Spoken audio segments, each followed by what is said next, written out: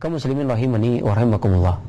Pada kesempatan kali ini kita hendak membahas sebuah pembahasan tema yang akrab, sering digunakan, bahkan termasuk buah yang pahit, akan tetapi banyak yang mencintai. Ya, pare bahkan terkadang pare ini lebih dicintai dari madu. Ya, madu yang manis itu terkadang beberapa orang ada yang tidak mau di madu. Akan tetapi pare yang pahit ini banyak yang suka. Perempuan suka pare, tapi belum tentu suka sama madu. Ya, kadang-kadang tidak suka sama madunya.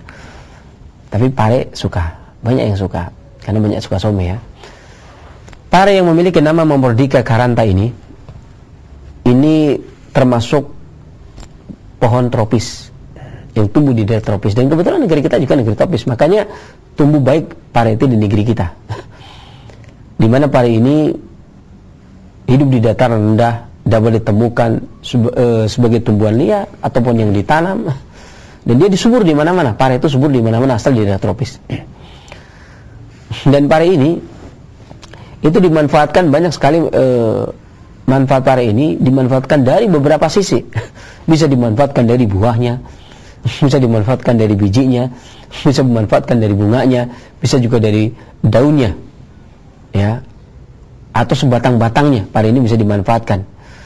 Bahkan kalau kita lihat di buku yang diterbitkan oleh Badan POM tentang penggunaan tanaman obat seperti toga, ya, dan buku-buku tentang pemanfaatan tanaman obat, tentang buku Senarai obat, kemudian obat Indonesia, ya, ini cara pembuatan Simplicia, ya.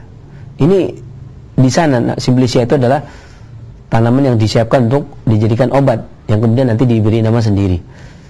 Itu yang biasa digunakan, yang disiapkan, pare yang disiapkan sebagai obat adalah buahnya, daunnya, dan akarnya. Dan di sana diberi nama, kalau di buku Materia Medica di sana yang sudah setorkan artinya sudah standar Asia, ya, ada 5 jilid kurang lebih atau lebih sekarang, itu dengan nama Momordicae fructus, artinya buahnya, kemudian Momordicae folium atau daunnya, dan Momordicae radix atau akar parenya. Artinya sudah standar Asia, ya, yang konon kabarnya disetorkan ke WHO juga sampai ke dunia. Yang jauh sebelumnya, sebelum semaju itu pare, dan pada tahun 1973 Dr. Joni Rea Hutapea dan Dr. Anda Sri Sugati itu memprakarsai penelitian pare di Tawangmangu, di BPTO Tawangmangu. Diteliti berdasarkan 4 kandungan besar: kalium, kemudian flavonoid, kemudian alkaloid, kemudian saponin dan tanin, ya, flavonoid, alkaloid, saponin, dan taninnya. Ini diteliti pada tahun 73, ya, dan pare termasuk tanaman yang sudah diteliti di tahun itu, tahun 73. Melihat jauh sebelumnya, tahun 1800-an, ada penelitian yang diteliti oleh seorang wanita berkebangsaan Belanda yang bernama Nyonya Kloppenburg. Dia juga mencatat pare sebagai tumbuhan yang bisa dimanfaatkan sebagai obat di Indonesia. Kemudian jauh sebelumnya, tahun 1600-an, Prof. Kahane, Profesor Kahane, seorang peneliti dari Jerman, yang kemudian dia di Indonesia lama, kemudian dia meneliti tanaman Indonesia tahun 1600-an. Dan dia mendapatkan 35.000, salah satunya adalah pare, tumbuhan hutan berguna di Indonesia. Dan pare masih disebut sebagai tumbuhan hutan pada waktu itu. Makanya sampai hari ini ada istilah pare hutan. Ya. Dan jauh sebelumnya, pare ini dikenal oleh para pengobat klasik, para pengobat timur pada zaman dahulu, ini dikarenakan karakteristiknya. Ya. Pare ini memiliki rasa yang pahit. Jelas semuanya paham pare itu pahit. Di mana dia juga memiliki sifat yang dingin, dan pahitnya pare ini berkhasiat untuk merangsang mengeringkan keringat, merangsang timbulnya diare, membersihkan dan mengeluarkan panas yang berlebih dari dalam tubuh. Kemudian dia juga menguatkan lambung dari sisi jantung sehingga membalikkan energi vital. Jadi mengatasi berbagai macam aliran energi vital yang berbalik, menguatkan lambung, ya, yang seharusnya cekutan, muntah, sendawa naik ke atas, kemudian dia mengembalikan lagi, kemudian berbaliknya paru-paru yang seharusnya turun, kemudian dia naik ke atas berupa batuk. Nah, kemudian dia mengukuhkan rutubah. Mengukuhkan rutubah di sini adalah artinya dia mengukuhkan makanan menjadi saripati makanan, mentransmisi. Dia membantu sistem pencernaan dikarenakan dia menguatkan jantung. Dia merupakan materi bahan dasar yang digunakan untuk menguatkan jantung. Dia rutubahnya jantung. Kalau jantung butuh hararah, jantung butuh energi vital, maka bahan dasarnya salah satu diantaranya adalah pare. Kemudian dia dirubah menjadi rutubah, artinya transmisi dari makanan yang masuk ke lambung kemudian ditransmisi menjadi saripatinya, yang kemudian digunakan berupa nutrisi. Ya, kemudian tentunya ini berarti mengandung nilai nutrisi. Maka wajar ketika seseorang yang terkena diabetes dikarenakan pankreas tidak bisa memproduksi insulin, maka pare itu memupuk rutubah, mengukuhkan rutubah. Rutubah ini adalah bahan dasar saripati makanan. Tidak bisa produksi insulin, berarti tidak bisa mengurai gula. Maka pare akan berubah menjadi insulin. Dia akan kukuh menjadi rutubah. Insulin dalam hal ini masuk kategori rutubah, lembab sifatnya, masuk kategori saripati.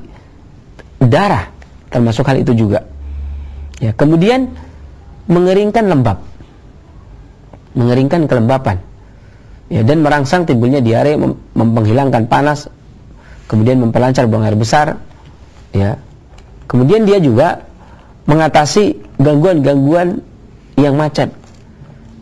Kesemutan, peredaran darah tidak lancar, ya, dia akan memperlancar peredaran darah.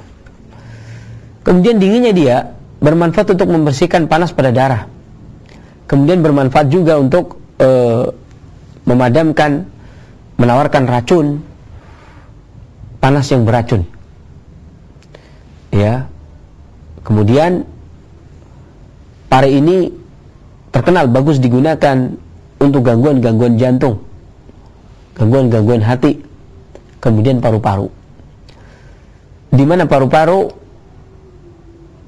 berhubungan dengan pare, dikarenakan paru-paru, kata Ibnu Qayyim al-Jauziyah dalam Miftah Darus Sa'adah, paru-paru itu merupakan kipasnya jantung. Jadi tukang kipasnya jantung. Makanya ketika menggunakan pare, maka dia akan menyejukkan paru-paru dan bermanfaat untuk menyejukkan jantung pula. Ya, sementara khasiat yang akrab digunakan, buahnya sebagai bahan obat, kemudian bunganya sebagai bahan obat, daunnya juga sebagai bahan obat. Adapun kemudian sumbangsih penelitian yang dilakukan di negeri kita ini, ternyata pare memiliki kandungan fitonutrien, kandungan nutrisi yang tinggi, nutrisi tanaman. Ya, pare mengandung karbohidrat yang merupakan sumber energi utama bagi tubuh dan berfungsi sebagai sumber energi untuk aktivitas otak, pembentukan sel darah merah dan sistem saraf. Tapi ada beberapa orang ya yang keliru dalam hal diabetes tadi. Jadi, pare pahit. Berarti kalau orang diabetes menggunakan yang pahit-pahit. Kalaupun madu pahit. Padahal madu manis pun nggak menaikkan gula darah, nggak ada masalah. Nggak ada hubungan antara madu manis dengan gula dengan diabetes. Artinya menggunakan madu manis untuk orang diabetes pun nggak ada masalah. Kenapa harus madu yang pahit-pahit? Ya, karena semuanya madu itu yang manis. Kemudian vitamin A. Vitamin A itu bagus untuk menjaga kesehatan mata. Berarti pare bagus untuk menjaga kesehatan mata, melihara proses diferensiasi sel, kemudian menjaga fungsi kekebalan tubuh, kemudian berperan di dalam proses sintesis protein, dan berperan pula di dalam proses reproduksi. Dikarenakan dia bahan rutubah dari jantung, kemudian jantung akan berhasil untuk mengurai semua makanan yang ada di lambung, dan itu bermanfaat untuk kelanjutannya, ya, organ reproduksi. Kemudian mencegah timbulnya kanker, dikarenakan kanker merupakan panas beracun kalau dalam pengobatan klasik. Dan pare tadi saya sebutkan, dingin pahitnya itu bermanfaat untuk mengusir panas racun yang ada di dalam tubuh. Dan kanker termasuk jenis penyakit panas racun kalau dalam pengobatan klasik. Maka pare bermanfaat untuk penyakit kanker dan penyakit jantung. Vitamin B-nya menormalkan fungsi saraf dan menyehatkan otot dan jantung. Ini penelitian. Tadi saya katakan berdasarkan karakteristiknya, dia bermanfaat untuk jantung, hati, dan paru-paru. Ternyata dikarenakan kandungan vitamin B-nya. Dia juga memiliki sedikit vitamin C yang meningkatkan daya tahan tubuh dan antioksidan. Ya, dan dia juga mengandung saponin, sebagaimana saya sebutkan tadi di awal, bahwasanya dia mampu mencegah penggumpalan darah dan mengencelkan dahak. Ya, mencegah penggumpalan darah. Kemudian dia juga mengandung omega 9 dan asam oleat atau asam oleat yang bersifat anti lipodemia. Kemudian dia juga mengandung asam linoleat, kemudian dia juga mengandung alkaloid yang bermanfaat bagi penderita jantung yang susah tidur. Artinya dia menenangkan, bisa menidurkan. Dan kegunaan secara umum dari sisi penelitian dan pengalaman, maka pare diresepkan oleh para pengobat digunakan untuk memperbanyak ASI, abses atau pembengkakan, makan payudara dan lain sebagainya, batuk, bisul, cacing gelang, demam, disentri, kemudian eksim, haus dikarenakan panas di dalam tubuh. Ya. Kemudian sedikit informasi juga bahwasanya pare ini bermanfaat untuk mengatasi sindrom panas racun yang ada di dalam tubuh. Maka berdasarkan penelitian dia bermanfaat untuk para penderita HIV. Ya, baik untuk penderita HIV, infeksi yang ada di tubuh, kencing manis, kencing nanah, kolesterol, liver, malaria, mata sakit dikarenakan merah, menambah nafsu makan, nyeri haid, panas dalam, pingsan dikarenakan udara yang panas, radang tenggorokan, rematik, asam urat, sariawan, sembelit, stroke, wasir, dan sebagainya. Sangat banyak sekali manfaat dari pare ini yang tentunya tidak bisa disampaikan dalam satu kali kesempatan. Ya. Ada beberapa penelitian yang telah dilakukan di negeri kita terkait dengan pare ini. Yang pertama adalah penelitian yang dilakukan oleh Muhammad Farid, Wahyu Jatmiko, Hasan, dan kawan-kawan di Pusat Penelitian Obat Tradisional UNER. Ya. Di sana telah melakukan penelitian pengaruh perasan buah pare terhadap SGPT dan bilirubin, yakni serum tikus. Ya. Hasilnya ternyata pare ini dapat menurunkan SGPT dengan 2 ml cairan pare selama 3 hari berturut-turut, ternyata bermanfaat untuk menurunkan SGPT. Ya. Artinya dia bermanfaat pula untuk hepatoprotektor, menguatkan fungsi hati. Makanya wajar kalau orang dahulu mengatakan bahwa jantung, hati, dan paru-paru. Ternyata betul, dia bagus untuk SGPT.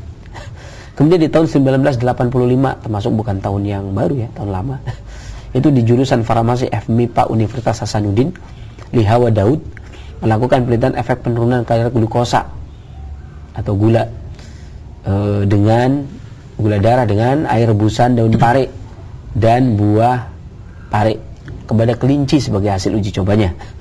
Ya. Ternyata daun pare pada kadar 15% dengan takaran 5 ml per kilogram berat badan mampu menurunkan kadar glukosa darah sebesar 141%. Dan rebusan buah pare dengan kadar yang sama, artinya 5 ml, cukup 1 sendok teh, ya, itu dapat menurunkan kadar glukosa darah sebesar 182%. Artinya lebih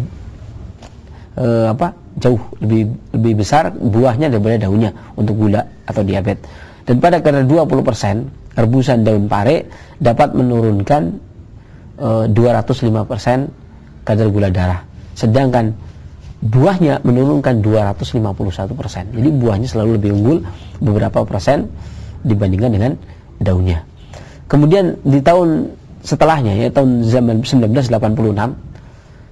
Salamun di jurusan biologi FMIPA UNER, ya, telah melakukan penelitian terhadap glukosa darah terhadap kelinci. Ternyata memiliki hasil yang bermakna, yakni buah pare, perasan buah pare mampu menurunkan kadar gula darah pada kelinci. Kemudian di tahun yang sama, tahun 1986, di fakultas yang sama, yakni di universitas yang sama, tapi di fakultas farmasi, ya. Ini melakukan Deliana melakukan penelitian terhadap glukosa darah terhadap kelinci. Hasilnya ternyata lebih cepat daripada obat tobultamid, ya, lebih cepat dari tobultamid. Ya, ini ternyata pare di samping dia juga senyawanya mirip insulin, bisa berubah jadi menggantikan insulin. Ternyata dia juga bisa menurunkan kadar gula. Karena terkadang banyak obat yang kemudian mengganti insulin, akan tapi dia tidak menurunkan kadar gula. Jadi insulin terus menerus dia. Tapi pare dia menggantikan insulin, tapi dia menurunkan kadar gula darah. Ini termasuk buah yang bagus. Dan pare di pasaran sangat banyak sekali. Ada pare kodok yang buahnya pendek, rasanya pahit. Kemudian pare gajih, dagingnya tebal, warnanya hijau keputihan, bentuknya besar. Ya, kemudian rasanya tidak begitu pahit. Ini lebih disukai orang. Pare hutan, pare yang tumbuh liar di hutan, buahnya kecil, rasanya pahit. Ya, tapi semakin pahit orang semakin suka pare. Dan sebagai catatan bagi pada penderita yang lambungnya dingin karena dia buah pare itu dingin, ya kemudian perut terjadi sakit perut dan muntah kemudian berak, maka tidak dianjurkan mengkonsumsi. Adapun wanita hamil dilarang menggunakan adalah daunnya, buahnya diperbolehkan. Ya, dan buah pare termasuk buah yang tidak berpantang, hampir semua orang bisa, ya, kecuali orang-orang yang lemah dingin seperti muntaber, ya, dan wanita hamil yang tidak boleh hanya daunnya. Demikian, mudah-mudahan bermanfaat. Kekurangan dari saya, kesembuhan dari Allah Subhanahu wa taala, yang mudah-mudahan Allah memberikan kita taufik dan hidayahnya. Ya, dari saya akhiri billahi taufik wal hidayah. Alhamdulillah rabbil alamin.